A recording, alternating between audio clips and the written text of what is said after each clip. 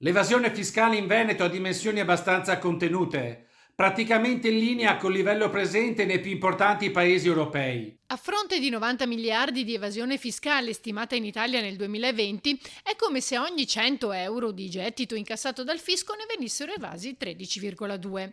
La situazione più critica emerge dalla CGIA e nel Mezzogiorno. Il territorio nazionale più fedele al fisco invece è la provincia di Bolzano, che presenta un'evasione di 9,3 euro ogni 100 incassati. In termini assoluti, in Veneto nel 2020 sono stati sottratti al fisco poco più di 7 miliardi di euro, una situazione questa in linea con la media dei principali paesi europei, ma non bisogna abbassare la guardia.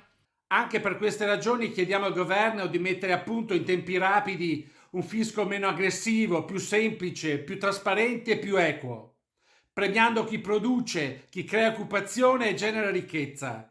Pagare meno per pagare tutti, garantendo allo stesso tempo un gettito sufficiente per far funzionare la macchina dello Stato e per aiutare chi si trova in difficoltà.